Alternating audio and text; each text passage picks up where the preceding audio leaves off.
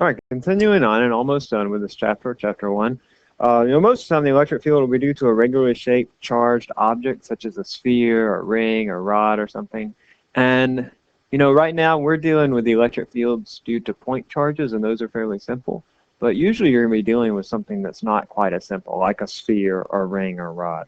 And so one uses integral calculus to determine the net electric field of these objects. Now in this course we don't use integral calculus, but there are some fairly simple objects. So I just want to show you one simple one. That is for a ring, a charged ring. Now, in a charged ring, I have this ring of metal ring or whatever that has charges distributed on it. And I want to know what is the net electric field at the center of this ring.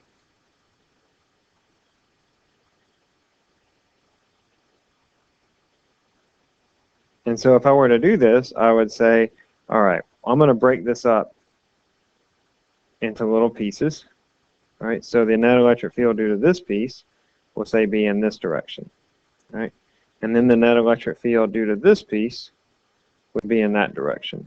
And then I'd go all the way around, adding up the contribution of all of the charges on this ring until I found the entire electric field. Now, since this is a symmetrical situation, you can imagine what it's going to look like.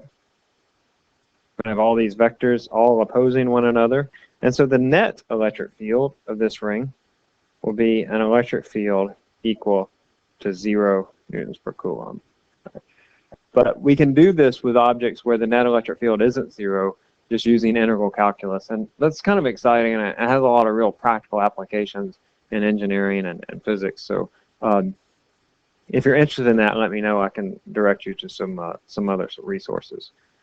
All right, let's see. We're going to move on into electric field lines. Electric field lines were designed by, or first conceived of by Michael Faraday. And there's a really nice video, I think it's called Einstein's Big Universe. That's mainly about Einstein. It's about a 1 or 2 hour PBS special. But they have some nice information about Michael Faraday and his early work in electricity and magnetism. And I think now might be a good time to introduce that. I forget the actual time portions that I'd like for you to watch. It's really just for your own interest. You don't have to watch it. But in the annotation, I'll give the times for it. So you can go ahead and watch that here if you like for your own interest. Now, we're going to use electric field lines, which were invented by Michael Faraday, to show the electric field. Now, if you're in a lab, you've already done this experiment where you actually map out electric fields. You actually have a couple of different experiments where you do this. Now, there are some rules regarding the electric field lines. The lines are related to the electric field in this way. The electric field is always tangent to the lines.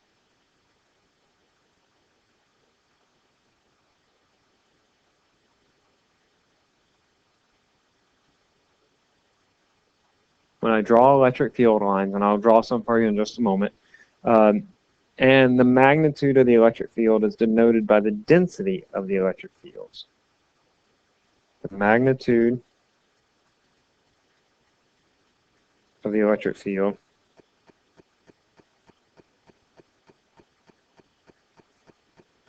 is given by the density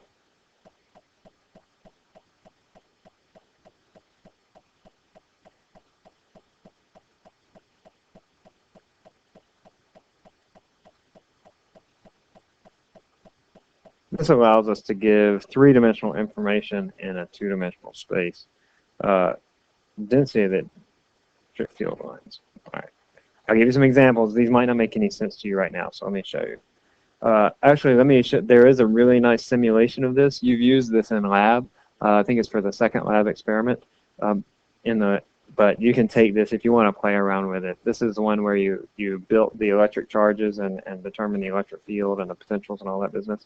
But I'll leave that here. You can play with it if you like. Now, field lines emanate outward for a positive charge. Remember, if I imagine my positive test charge out here, it feels a force that's in that direction.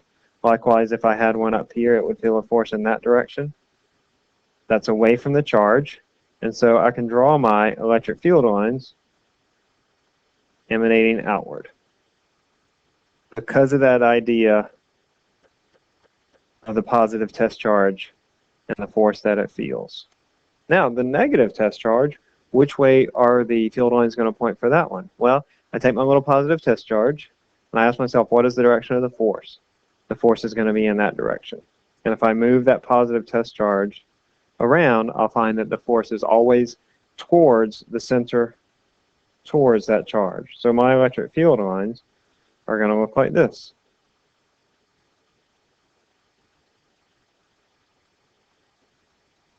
All right, so that's my first rule, that the field lines always point tangent to the electric field. They're in the same direction as the electric field. All right. Now, the density here, I have at point A, the field lines are what? More or less dense? They are more dense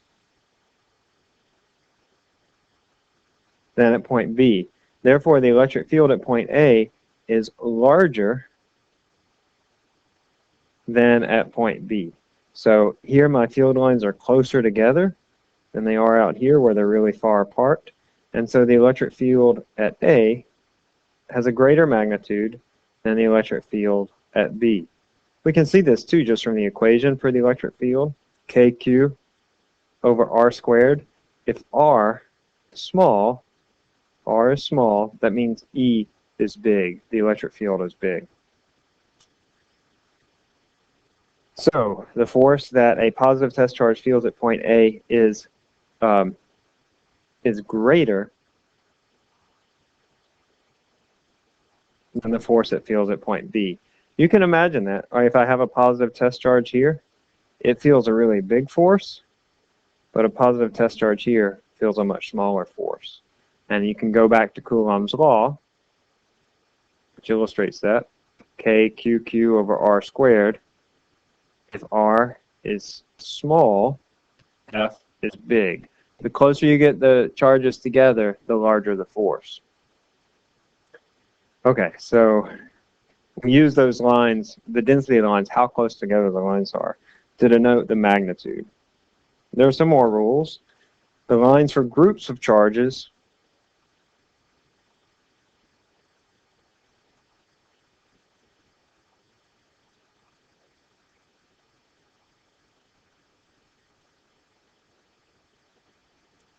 must begin on a positive charge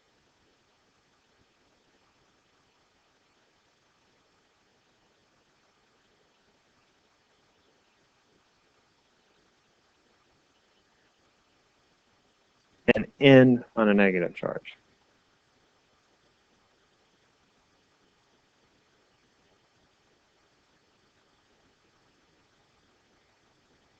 If there's an excess of charge, this is still number one, I'm sorry.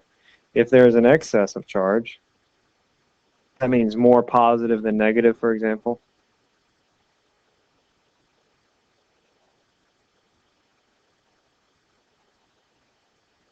The line ends at infinity, which is to say that it doesn't end at all. I'll show you an example. Now, number two, the number of lines on a charge is proportional to the magnitude of that charge.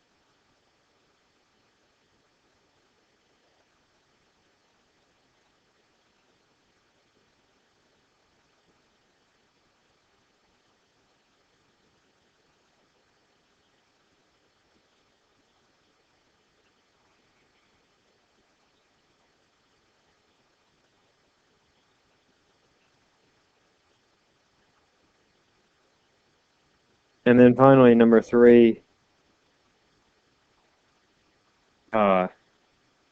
is that field lines never cross.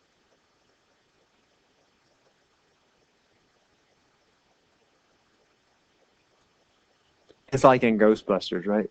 Don't cross the streams. Don't cross the streams. Which I never really understood, but field lines in a similar way never cross one another, just sort of because of the way they're constructed. So for example, let's say I have two charges, a plus Q and a minus Q.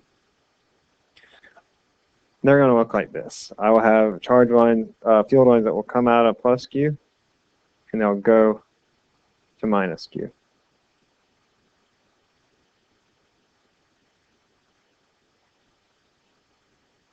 In the lab, you map these out.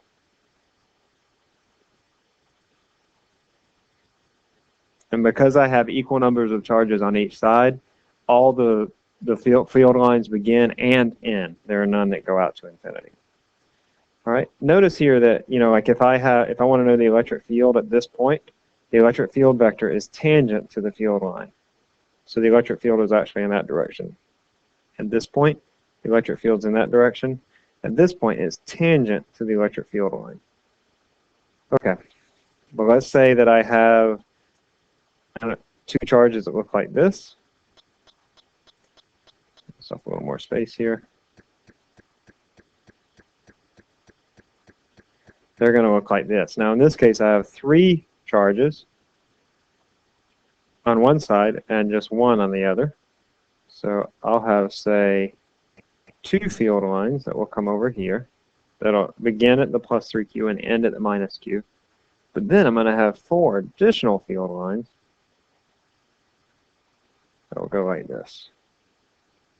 The reason I know the numbers is because I know that I have to have 3 times as many field lines over here as I do that go into this one. So over here I draw 6 field lines, but over here I only have 2 field lines. All right, 3 times as many field lines, because the number of field lines, so I think that was what, rule number 2? 3q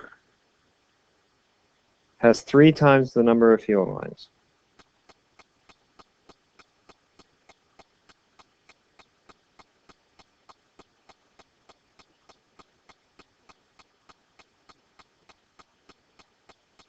As minus q. All right. One more example. Let's say I have 2 charges like this. These are both positive. The field lines in this case will look like this. I will have 2 field lines that come out over here. All right. They go in that direction.